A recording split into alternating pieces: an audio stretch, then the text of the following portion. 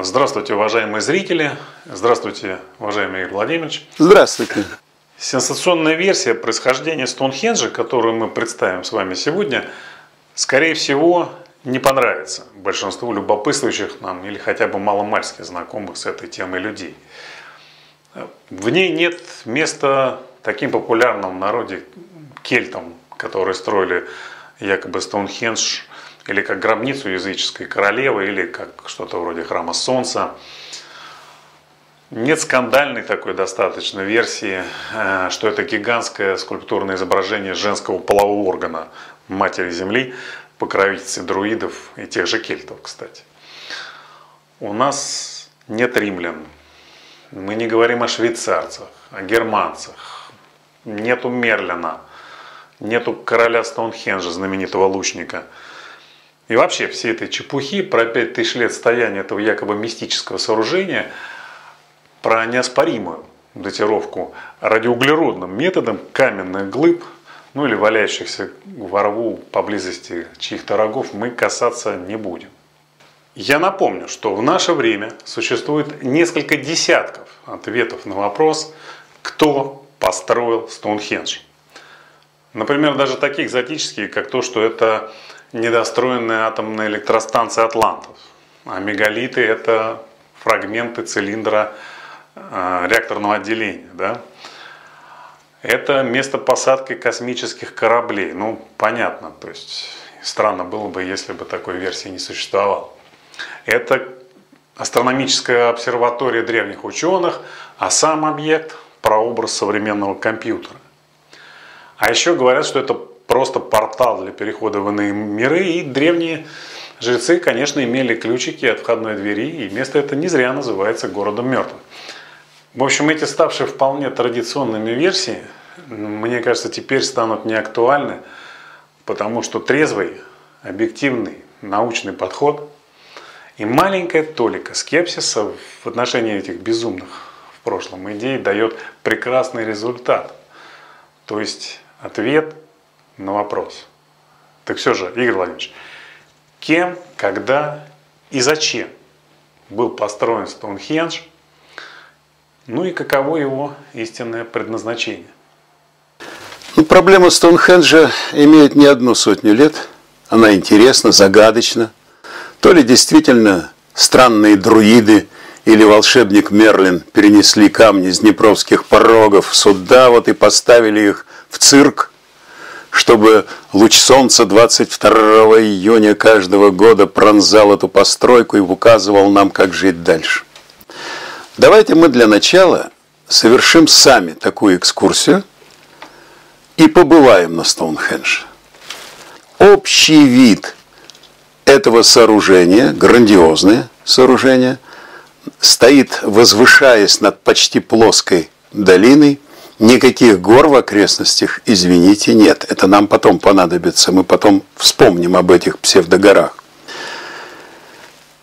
Что это такое? Это вертикально стоящие столбы, мощные, по 2, по 3 метра мощностью, на которые сверху наложены горизонтальные камни. Поэтому называются трилиты или трилитоны. То есть ворота. Фактически это ворота. И эти ворота стоят по окружности. Причем среди всех этих камней нет повторяющихся, они все нестандартные. Как будто бы каждый камень имеет штучное производство. И мы переходим к деталям. При приближении к Стоунхенджу мы видим, что трилитоны уже различаются по своей конфигурации внутренней. И вдруг возникает новое сооружение, которого не было, скажем, на картинках XIX века, на гравюрах, на рисунках и даже на фотографиях начала XX века. Меня заволновал общий вид появления вертикально стоящего монолита с шипом наверху. И шип достаточной высоты, примерно 20 сантиметров. Шип выделяется на торцевой вертикальной грани.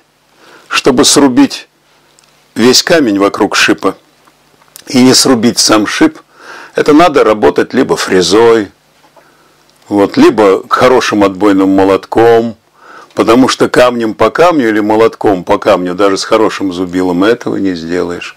Это загадка. Мы к этой загадке вернемся. На фотографии мы замечаем удивительную вещь, что высоко вертикально стоящий столб оказывается дефектным. С него слетела штукатурка. И под этой толстой штукатуркой, толщиной примерно 10-15 сантиметров, мы видим серый плоский бетон. Это нас насторожило. Почему это так? Правда, на эту тему никаких публикаций ни в какой литературе не имеется. Оказалось, что таких дефектов в облицовке монолитов очень много. Мы видим еще один вывал штукатурки, и под ним опять плотное массивное тело. Мы видим трилитон, которого нет на зарисовках XIX века и нет на фотографии начала XX века. Этот трилитон необычайен. Он стоит так, что трещины в его штукатурке проходят не целиком через балку, лежащую горизонтально, а только до определенного плотного тела внутри. И когда вы жидкой штукатуркой поливаете какой-нибудь камень, то, конечно, все струи идут по вертикали. По горизонтали они идти не могут. Это естественно. Значит, следовательно, трилитоны обливались сверху, потому что у них полосы течения все вертикальные, горизонтальных нет. Ведь можно было эти полосы течения сделать на земле, а потом поднять, поставить. Оказывается, такого не было. Мы видим уже другого посетителя на фоне вертикального столба с этой характерной выпуклостью наверху, с шипом. Это я специально акцентирую для того, чтобы мы знали, что этого шипоносителя не было на картинках XIX века, ни на зарисовках, ни на первичных фотографиях. Мы видим, что верхняя перекрывающая балка одного из трилитонов содержит вырез под шип. А соединение в шип довольно прочное, оно применяется при деревянной архитектуре. Что ж, возникает такой вопрос, что друиды были такими специалистами, так работали по камням, что деревянную структуру соединения элементов применили в каменной кладке.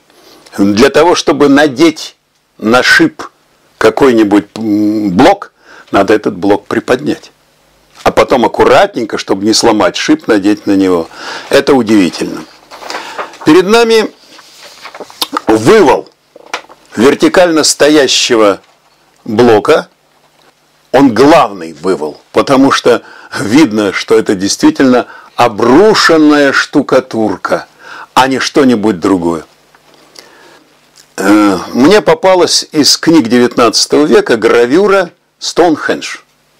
Я нашел ее в книгах, которые мы доставали в XX веке из разных ликвидируемых книгохранилищ.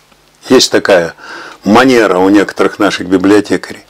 И вот что оказалось, что картинка, которая показывает общий вид Стоунхенджа в XIX веке, и зарисована довольно неплохо и тщательно, и даже человек для масштаба стоит, показывает, что число элементов Стоунхенджа достаточно ограничено. Как говорят, 82 голубых камня, Blue Stones. Но вот что интересно, на одном из столбов Стоунхенджа найдено лицо, интальо, то есть вылепленное, а не вырубленное. Как мы делаем, скажем, лепнину. Вот так на одном из столбов вылеплено лицо. Кто сделал это лицо? Кто из строителей, просто пренебрегая своими возможностями, взял и на память прилепил что-то, какого-то дьявола вылепил или ангела? Мы этого не знаем. Переходим дальше.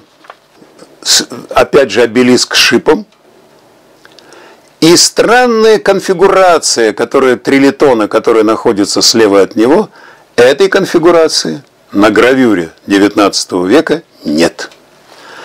Приводим пример фотографии известного фотографа Александера 10.8.2, которая не вытаскивает странные на наш взгляд детали, а наоборот, как бы затуманивает проблему, делает Стоунхендж таким вот лакированным, гламурным. И надо сказать, это характерно для всех хороших объектов для экскурсионных, когда мы всегда все гламурим и только при ближайшем рассмотрении видим какие-то дефекты.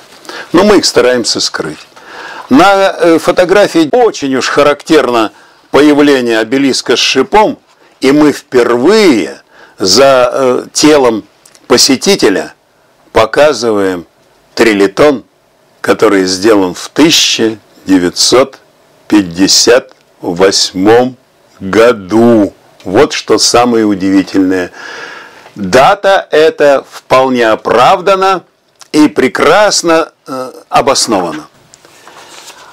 Одна из последних фотографий 21 века показывает Стоунхендж сверху. Мы видим, что число камней весьма ограничено, и такое подозрение, что их стало меньше, чем было в XIX веке. Каждый может сравнить эти две фотографии и обратить внимание, то есть гравюру и фотографии, обратить внимание, куда-то камни делись. Может быть, они истлели за это время, мы не знаем, но факт остается фактом. В дальнейшем мы просто приблизимся и увидим характерные детали самого большого вывала штукатурки, которые никак иначе объяснить нельзя. Что это за штукатурка? Вы, наверное, знаете, есть такой способ под шубу обрабатывать фасады домов. Когда стоит кирпичный дом, его обливают густой цементной штукатуркой, иногда туда внедряют блестящие слюды, камешки. Таких домов очень много, пятиэтажек построено по Советскому Союзу, по России. Это очень красивая обработка. Она придает какую-то суровость зданию. Это, конечно, опыт последних лет. А как же этот опыт был известен, наверное, людям 5000 лет назад, а может и раньше. Ведь тогда еще цемента не было. И это вам не Египет, где есть ил Нила, который сам по себе является жидкой штукатуркой. Наконец, давайте посмотрим вывалы на общей структуре Стоунхенджа. Мы видим, что здесь стоят трилитоны, которые появились и в 20 веке, и те, которые были раньше, и обелиск с шипом. Так вот, обелиск с шипом, которого не было на картинке 19 века, и представляет собой обвалившуюся штукатурку на бетонном сердечнике. Тут еще у нас будет картинка Интальо в более крупном изображении. Что это? Каменный календарь или обсерватория бронзового века? Или просто культовое сооружение? Так вот, английский археолог Теренс Мидден сделал открытие, что на столбе Стоунхенджа человеческое лицо, и время исполнения этого Интальо нам неизвестно. Мы специально сравниваем гравюры XIX века с фотографией сверху XX века, чтобы любой и каждый мог увидеть подобные вещи, которые действительно никуда не делись, и те, которые появились из ничего. Представление о том, что в XX веке территория Стоунхенджа значительно расчищена. И это очень важно. Теперь мы рассмотрим некоторые фотографии начала XX века и середины XX века, имеющие отношение к реконструкции, а некоторые говорят и к сооружению Стоунхенджа. Думаю, что это слишком радикальный подход. Стоунхендж существует не менее 300 лет, как нам кажется. По крайней мере, 300 лет он существует. А то, что в него добавлялись новые элементы при реконструкции, вполне возможно. Смотрим Стоун-1, в котором специально помечены цифрами элементы Стоунхенджа. Это те, которые сфотографированы на заре 20 века или в конце 19 века. Видимо, дагеротипы. Теперь смотрим гравюру, которая сделана на основании того же предмета в конце XIX века, вторая половина, по крайней мере, где поименованы теми же цифрами те же элементы Стоунхенджа. Мы обратим внимание, подобие удивительное. То есть до начала XX века сохраняется то, что было в XIX веке. Это принципиальный вопрос. Наконец, наступил 20 век. Самолет пролетает над Стоунхенджем. Картинка Стоун-3. И что же мы видим? Мы видим появление элементов, которых не было на картинке Стоун-2 и Стоун-1. Это вертикально стоящий обелиск с шипом наверху. Вы не найдете его на прежних зарисовках. Все остальные элементы стоят в норме. И дальше начинается самое удивительное. В 1958 году между элементами 6 и 7, между трилитонами 6 и 7, сооружается новый трилитон. Стоит дата, подъемный кран, который поднимает вверх огромный блок бетона. Рядышком находится еще одна фотография Стоун-5. Этого трилитона не было в 1911 году, но в 1958 году он уже существует. Студент Росноу Сиротин по своей инициативе залез в базу данных, видимо, британских апологетов Стоунхенджа и нашел засекреченные раньше данные о том, как не только реконструировали, но и строили Стоунхендж в 20 веке. Появились удивительные соотношения. Две картинки. Одна гравюра древности, ну, скажем, 19 века, а может быть еще раньше, а вторая 20 века, фотография, примерно с той же самой позиции. Что мы здесь видим? Да, конечно, первый вопрос. Можно ли верить рисункам? Потому что, когда человек рисует природу, он рисует, скорее, впечатление свое о природе. Отсюда импрессионизм, допустим, или авангардизм, или все что угодно. Но еще в XIX веке сурово карали за неправду и требовали, чтобы люди рисовали хорошо. Вспомните Брема, его рисунки животных. Наверняка можно гордиться, фотографии не уступят. И вот здесь мы опять видим появление объекта, то есть вертикально стоящего монолита с шипом. Но трилитон еще не построен новый. А теперь мы немножко обратимся. А что же студент Сиротин нашел? Он говорит, что в 1901 году, когда начались первые работы по реконструкции, было много жалоб в газету «Таймс» от британцев.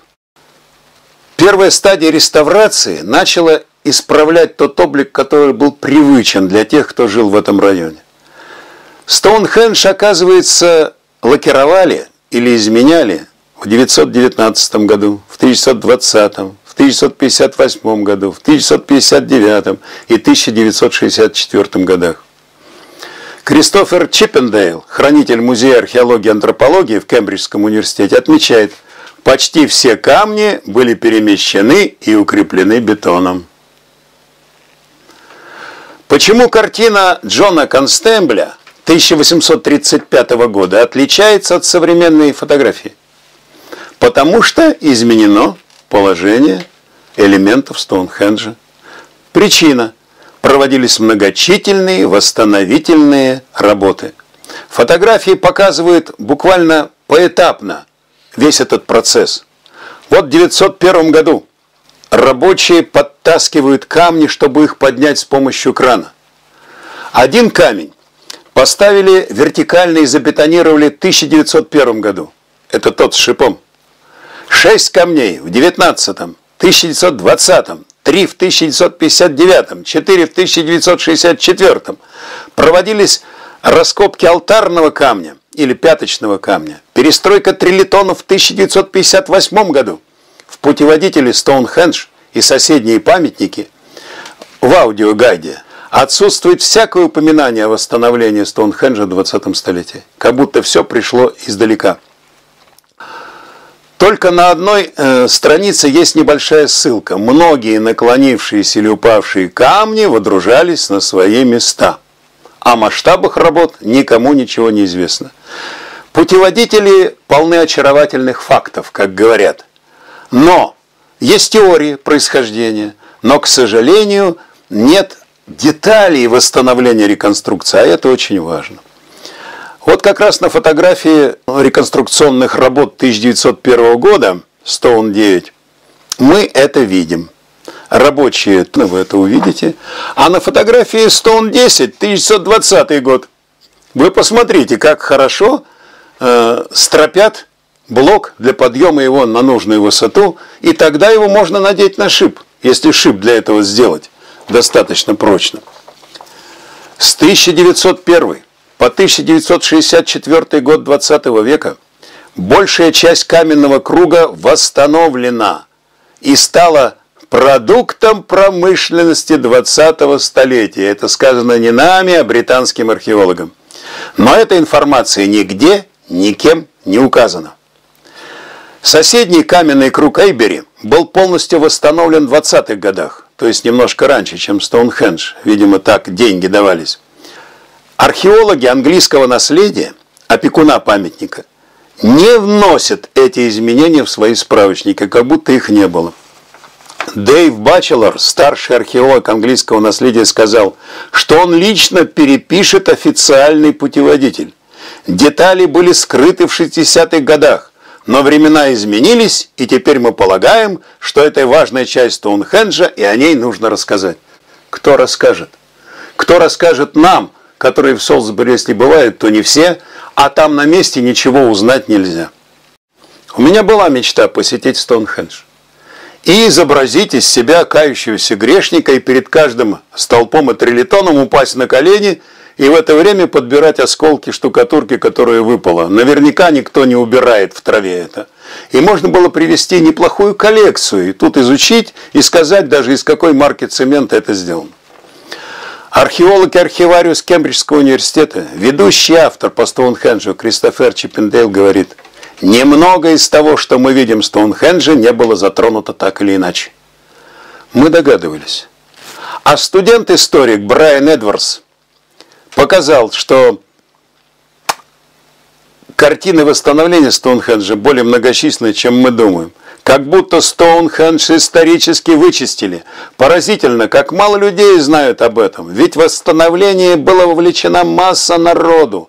Замечательно, что путеводитель собирается раскрыть полную историю, пока не раскрыл. Весь 20 век сохранился веком тайны. Так вот, миллионы посетителей приходят в долину Солсбери.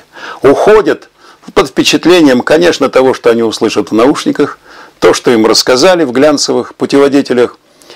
Но, к сожалению, переписки данных не проходит. А вот отдельные камни, там выстраиваются волшебные линии, люди говорят о календарях. И, наконец, английское наследие управляет Стоунхенджем от имени нации и говорит, темные силы работали в 70-х годах, когда было принято решение о сокрытии информацию про восстановление. Теперь пришло время все изменить. Я хочу поблагодарить за эти изыскания студента Сиротина и его руководителя Келлина. Они открыли нам, мы, может быть, по ленности, неспособности вникать в тайны поиска, а этот молодой человек просто взял и совершил маленький подвиг информационный и открыл нам эту интересную тайну. Мне кажется, сейчас можно было бы посмотреть внимательно на рисунки и гравюры XIX и XX века и просто принять свое собственное решение на основании сравнения. А сравнивать вы будете объекты, которые обозначены одними и теми же номерами. И увидеть, что было и что стало. В книге «Строители цивилизации» мы с Кеслером обратились к проблеме Стоунхенджа в главе, которая называется «Еще раз о древних камнях Стоунхенджа». Имеется подозрение, что бетон люди использовали гораздо раньше, чем римляне. Ну, считается, римляне в первом веке нашего эры стали использовать. Я думаю, что мы уже в фильме о Египте говорили, что реальный бетон – это ил Нила. Такое встречается далеко не везде. И вот бетонные изделия, оказывается, настолько популярны у древних, что мегалиты и представляют собой таковые. Ну, буквально, ну, как, скажем, храм Христа Спасителя в новой его ипостаси отлит из бетона. Он буквально наливался. Это современная технология, но это технологии примерно 150 лет. Потому что когда начался настоящий промышленный бум бетона со строительством маяков и появление портландцемента, который устойчив против воды, а иначе бетоны рассыпаются, если они не тонкие, зернистые. И так называемые 82 голубых камня Стоунхенджа нас наталкивают на некоторые подозрения. Подозрения очень серьезные. В начале 21 века Стоунхендж остается загадочным объектом. Ничего по-настоящему окончательно неизвестно. Можно зайти в интернет, заказать словосочетание «голубые камни Стоунхендж», и информация польется. Информации придет много. Особенно ключевое слово «Стоунхендж», «висячие камни» и «Блустаунс», «голубые камни». Стало быть, камни должны быть описаны точно. Это же главное. Однако никаких описаний камней нет. Что это за горные породы? Почему они? Где их карьеры, с которых их вырубали? Откуда тащили? Это совершенно никому не известно. Поэтому мы знаем, что стоят 7 трилитов, поздравительного гладок центральный обелиск с шипом, есть инталье лицо, вылепленное из пластичного материала. А вот в 1901 году некто Дакьер, астроном и директор солнечной обсерватории в Саунд-Кингстоне, отнес Стоунхендж к 1860 году до нашей эры с точностью плюс-минус 200 лет. То есть до кельтов. В 1923 году доктор Тон объявил, что синий камень доставлен с гор Прексикелли в графстве Пемброкшир, Южный Уэльс, то есть за 220 километров по прямой или 380 километров с объездами. Не знал доктор Том, что рядом с Стоунхенджем в рукотворном холме закопано немало щебня и даже монолитных глыб синих камней. Откуда бы? Люди 20-21 веков знают, что каждая стройка завершается уничтожением строительного мусора. Под лук. И закапывают, и засевают газончиком. А местность облагораживается. 82 камня имеют зеленовато-голубой оттенок и по-английски звучат как голубые камни. Их состав разнороден. Медный купорос, горные породы типа риолита, базальта и долерита и известняковый туф. Заметим, что самое основание Стоунхенджа, то есть горные породы, на которой лежит лужок, известняковое. Из него ничего вырубить не делали, не вырубали. Дело в том, что известняковый туф, как термин, это неправильно, это ошибочно. Такой горной породы нет. Есть известковый туф на всех языках мира. Он же травертин, то есть то, что, скажем, выпадает в качестве осадка вот в известных лечебницах Турции, ну и даже на берегу реки в Тбилиси целая стена, плачущая стена из травертина. Около Неаполя травертин, даже с флюоритом, очень интересный. Так вот, светло-желтый римский травертин из гор Сабини применен при сооружении Колизея и собора Святого Петра в Риме. Травертин употребляется хорошо, достаточно хорошо. В Воронежском журнале, а это удивительно, в городе Воронеже выпускался журнал, может быть, выпускается и сейчас «Человек и наука», явно некоммерческий, потому что сделать его коммерческим там невозможно. Но, тем не менее, очень интересный журнал. Вот Колчев, редактор этого журнала, приводит данные о том, что в 1801 году в 2 милях севернее Стоунхенджа Каннингтон нашел огромный камень, содержащий медный купорос, то есть купрум СО4 5H2O, который при потере воды становится серым, а при наличии воды становится голубым. Поэтому камни Стоунхенджа голубые тогда, когда идет дождь или выпадает роса. Когда солнце, они не голубые, а серые. Вот. И поэтому может, надо пересмотреть состояние дел. То ли эти камни сохраняются 5000 лет, то ли их оболочка гораздо. Дело вот в чем. Медного купороса в природе нет. Существует минерал хальконтит состава купрум СО4 5H2O. Но он встречается только в горных разрезах, в карьерах, когда падает солнечный свет на эту часть и когда течет вода. То есть люди делают хальконтит. Возникает вопрос, откуда же такое количество медного купороса в Стоунхендже?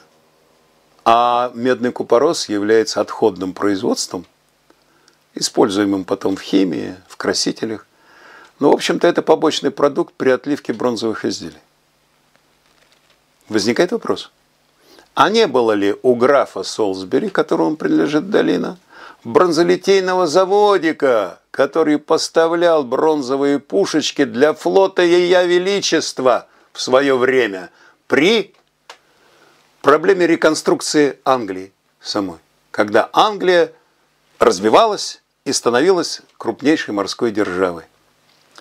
Но тогда кому это понадобилось? Что это за интрига такая, замешивать в бетон медный купорос? А потому что такого бетона больше нигде нет, только здесь. Теперь мы знаем, что голубая штукатурка на мегалитах Стоунхенджа обваливается. Мы знаем, что замесить и покрыть столбы голубой штукатуркой с медным купоросом – это красивая идея. Кто это сделал? И вот тут мы переходим в область фантазирования. Давайте пофантазируем.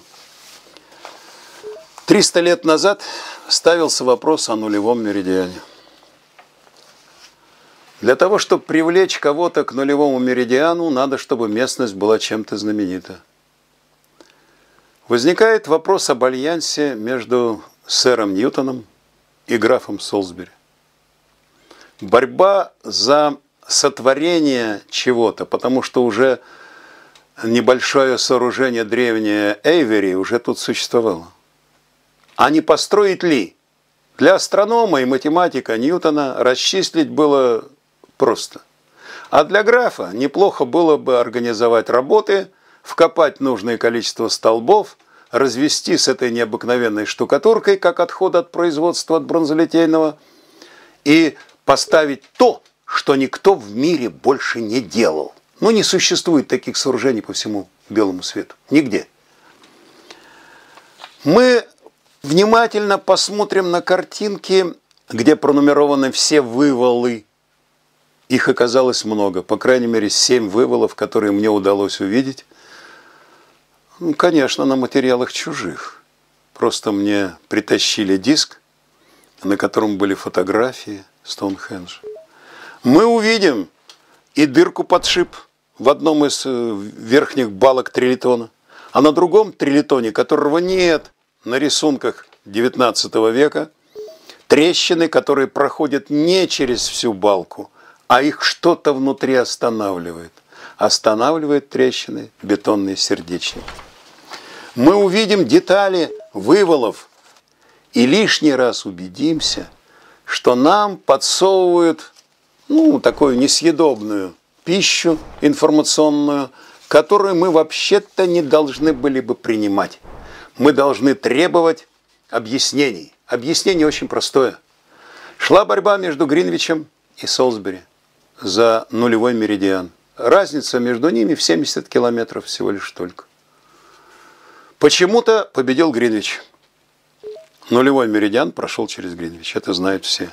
Солсбери остался памятником, на котором стали делать коммерцию экскурсионного типа.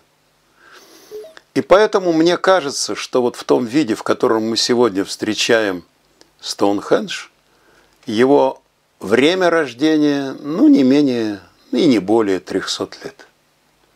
Воздадим дань и графу Солсбери, и Исааку Ньютону за то, что не только он занимался пробирным анализом, не только командовал монетным двором, и не только то, что он однажды выступил в парламенте и сказал свои замечательные слова: «А не пора ли нам открыть форточку и проветрить помещение?» Вот не пора ли нам открыть форточку нашего сознания и проветрить легенду о Стоунхендже?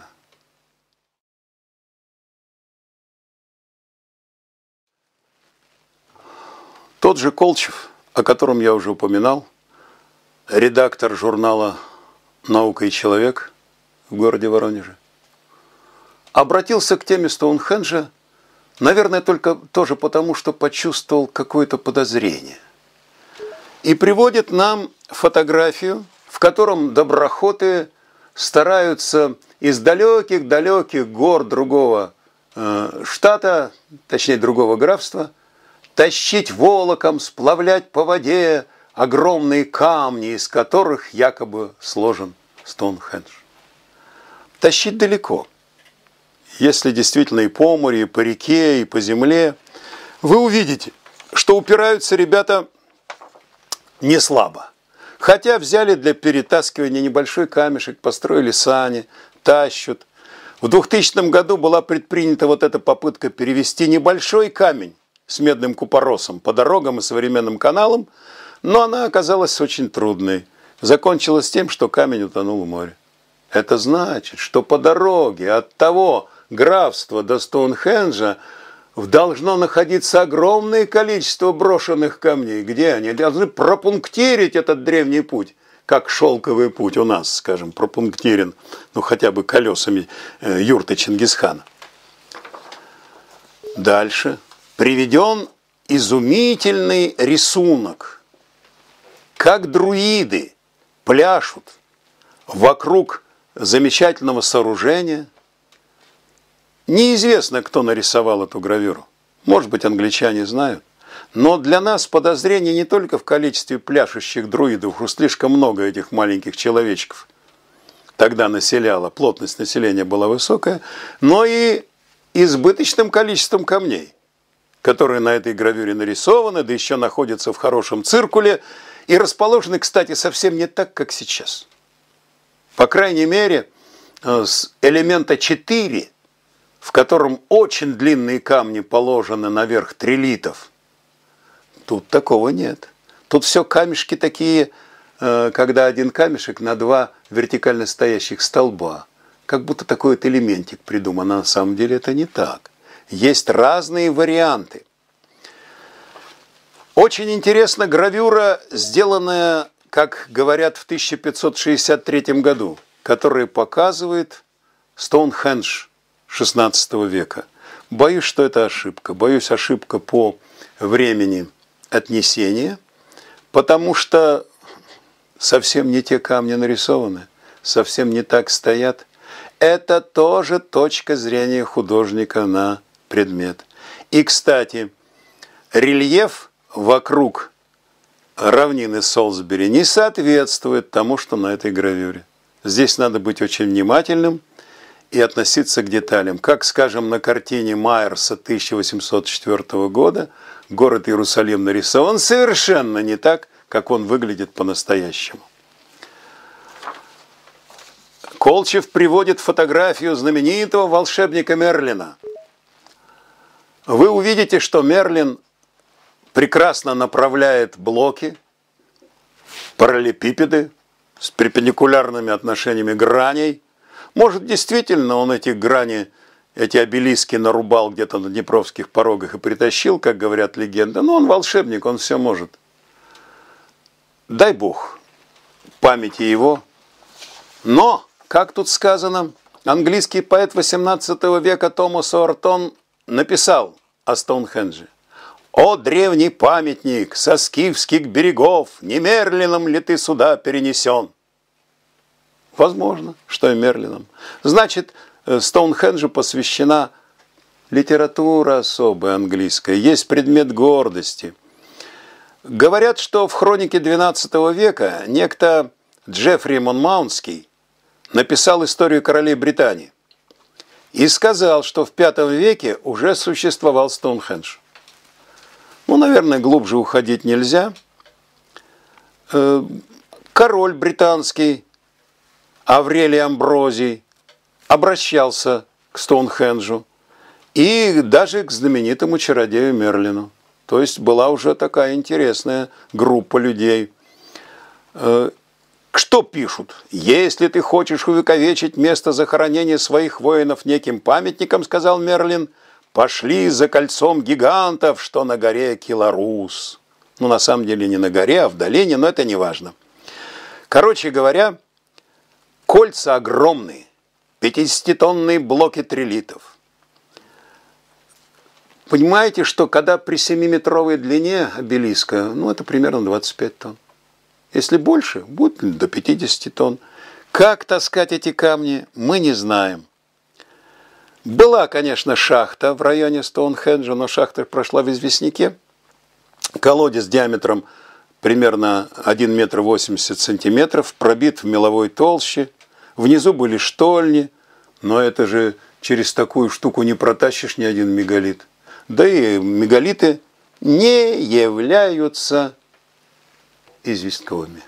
Они являются другим. Мы еще посмотрим изумительную картинку, когда солнечный свет пробивается сквозь трилиты, попадает в глаз наблюдателю, и он лишний раз говорит: да, друиды знали тонкости, они знали планетную систему, знали, что такое вечные календари.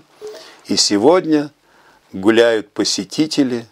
Это очень приятно посмотреть, но камни трилитов стоят не так, как они стояли на гравюрах XIX века. И закончим мы тем, что покажем не что иное, как сам журнал «Человек и наука». Это для того, чтобы мы помнили, что есть люди, которые просто интересуются и используют свои возможности, чтобы рассказать нам о том, что интересно и таинственно. И, наконец, самое смешное. Компьютерная реконструкция Стоунхенджа. Если внимательно приглядеться, то мы увидим, что это, ну, как из пенопласта нарезанные прямоугольнички, сложенные. Ну, это легко делать на компьютере. Есть способ. Фотошопом нарисовал, построил. Но вся-то беда в том, что эта компьютерная разработка никак не отвечает рисункам XIX века и фотографиям начала XX века. Это удивительно. Возникает вопрос, что тем, которые считают, все равно, что они считают? Им что, трудно было обсчитать реальную картину, действительно реальные старые камни, а потом попытаться их реконструировать? Это очень все сложно для меня. И я считаю, что вот это, конечно, надо было бы все пересмотреть и принести свое собственное мнение в этот загадочный материал. Вот если нам это удастся сделать, то будет очень интересно. В рамках подготовки к этой программе я посмотрел, что написано про Стоунхендж в интернете. Ну, понятно, что это сплошные пришельцы, король Артур, там, мега-кладбище, это понятно. Но мне что показалось интересным и очень любопытным. Оказывается, в мире в наше время насчитывается сейчас чуть ли уже не десяток Стоунхенджей, причем всех национальностей. Я вот тут выписал несколько наиболее характерных. Ну, зачитаю. Например, американский Стоунхендж в 40 милях от Бостона, в северном Салеме или Салеме, не знаю точно, находится загадочный холм, прозванный американским Стоунхенджем.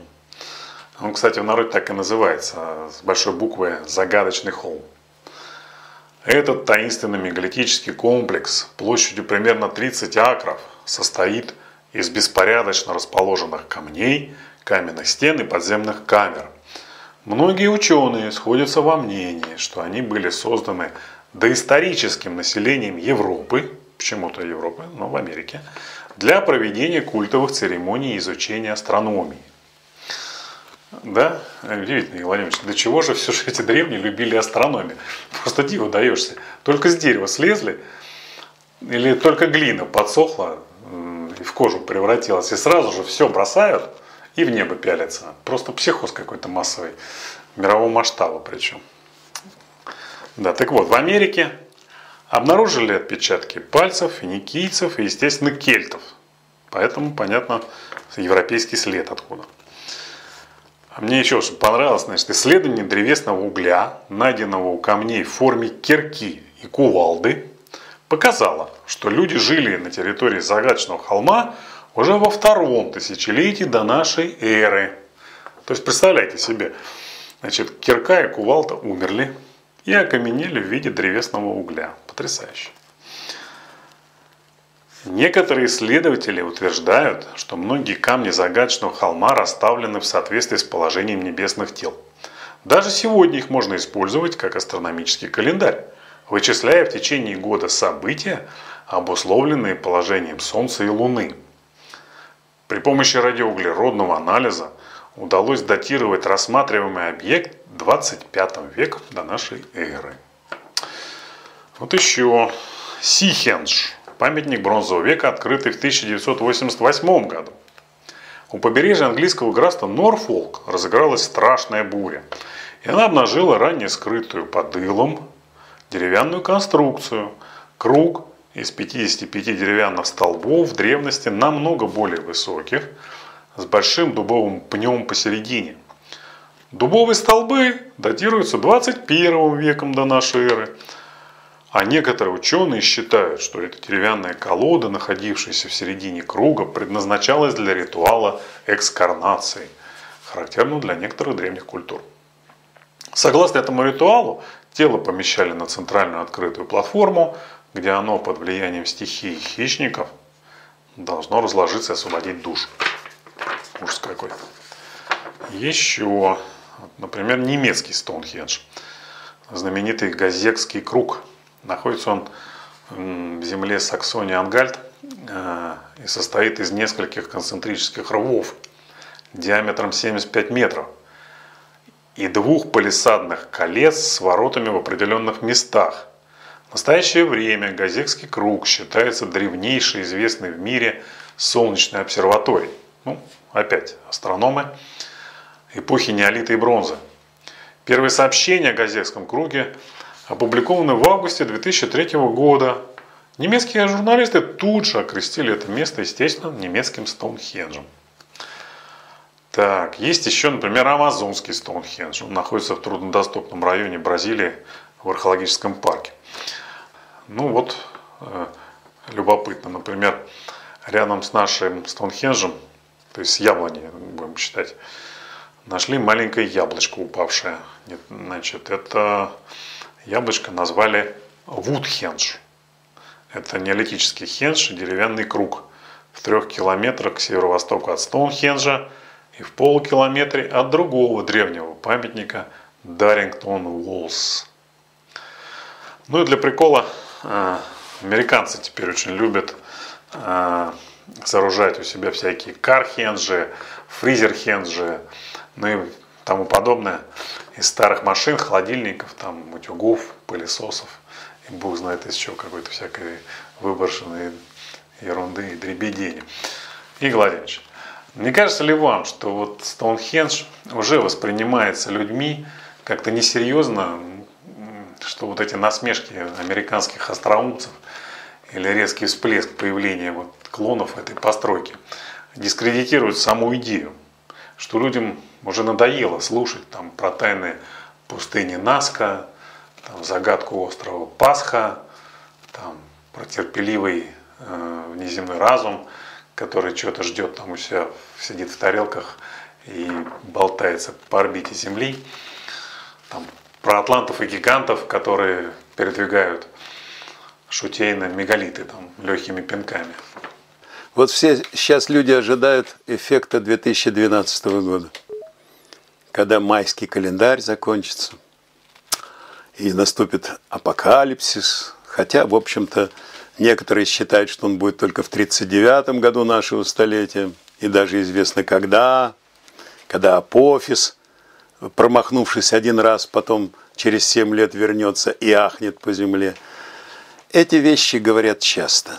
Было бы к чему прицепиться. Но самое-то интересное вот в чем.